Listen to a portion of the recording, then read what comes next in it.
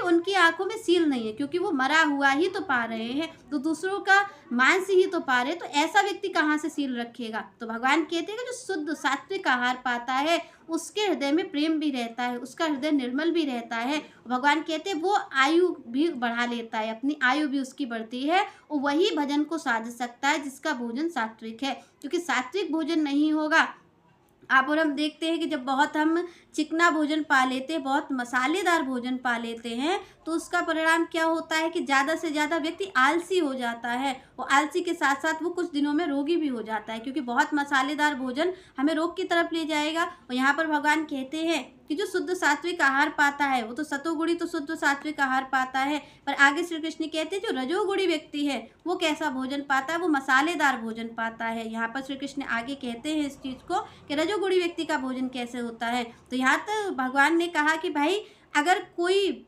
आपके शरीर को लाभ देने वाला है, तो भगवान यहाँ पर कहते हैं सर्वोत्तम जो आहार है वो सात्विक आहार ही है। आप और हमें सात्विक आहार ही पाना चाहिए। जो भगवान की प्राप्ति करना चाहता है उसको सात्विक आहार ही पाना चाहिए, क्योंकि उससे आलस भी आपको कम आएगा और आपका ऊर्जा बनी रहेगी, आपके शरीर में ऊर्जा बनी रहेगी, आयु भी आपकी बढ़ जाएगी, और हर तरीके से लाभकारी जो भोजन है वो सात्विक भोजन ही है। तो इसीलिए यहाँ पर श्री कृष्ण ने कहा कि जो सतोगुणी होता है, मतलब जो ब्राह्मण जन हैं, जो संत जन हैं, जो भगवान के लिए कार्य करते हैं, उनके जीवन में ये सात्विक आहार ही पाया जाता है। सात्विक आहार ही भगवान कहते हैं कि सर्वोत्तम है। आगे श्री कृष्ण कहते हैं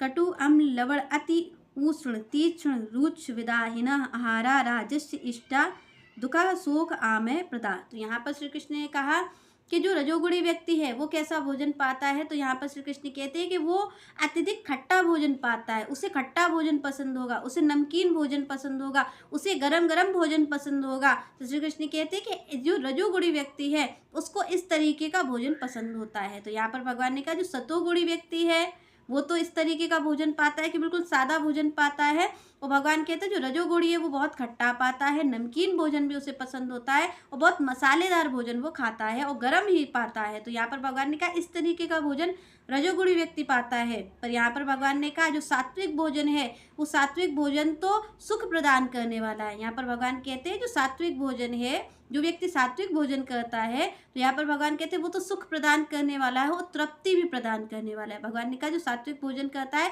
वो तृप्त हो जाता है, फिर उससे कुछ और इच्छा नहीं रहती, और सुख प्रदान करने वाला। सुख क्यों कहा भगवान ने? क्योंकि जब आप निरोगी रहोगे, यहाँ पर संतों ने भी कहा है कि पहला सुख क्या है? निरोगी काया। कि सबसे पहला आप अगर भगवान की भक्ति करना चाहते तो उससे पहले आपको निरोगी होना पड़ेगा। जो शरीर रोगी है वो रोगी शरीर कैसे भगवान का भजन करेगा, वो रोगी शरीर कैसे भगवान की सेवा करेगा। जब आप और हमारे शरीर में रोग होता है तो हम तो हाय हाय ही करते रहते, राम राम कौन करेगा, कौन भगवान का भजन कर पाएगा जब शरीर रोगी होगा। तो यहाँ पर भगवान ने कहा भाई जो कोई भजन करना चाहता है, जो भगवान की प्राप्ति चाहता है, जो भगवान की सेवा में रत रहना चाहता है, तो उसे तो सात्विक भोजन ही लेना चाहिए। तो भगवान ने कहा कि भाई आयु बढ़ाने वाला भी है और सुख प्रदान करने वाला भी है। तो यहाँ पर दूसरी बात भगवान ने कही, जो रजोगुणी व्यक्ति है, जो भगवान ने कहा कि अति तीक्ष्ण ऐसा भोजन पाता है, एकदम गरम गरम भोजन पाता है, नमकीन भोजन पाता है, ज़्यादा मसालेदार भोजन पाता है। तो भगवान कहते हैं कि ऐसे व्यक्ति क्या होता है, तो भगवान ने कहा ये शोक को प्रदान करने वाला, ये आपको शोक देगा। यहाँ पर भगवान ने स्पष्ट कहा कि क्या होगा इससे, कि इससे एक भोजन है जो आयु को बढ़ाने वाला है, वो सुख प्रदान करने वाला है। दूसरी ओर भगवान ने कहा ये जो आप इस तरीके का आहार ले रहे हैं, जो रजोगुणी व्यक्ति आहार लेता है, तो भगवान कहते हैं ऐसा मसालेदार भोजन, ऐसा चिकना भोजन। भगवान ने कहा कि जो रजोगुणी व्यक्ति है उसे चिकना भोजन बड़ा पसंद होता है, मसालेदार भोजन बड़ा पसंद होता है, खट्टा भोजन उसे पसंद होता है।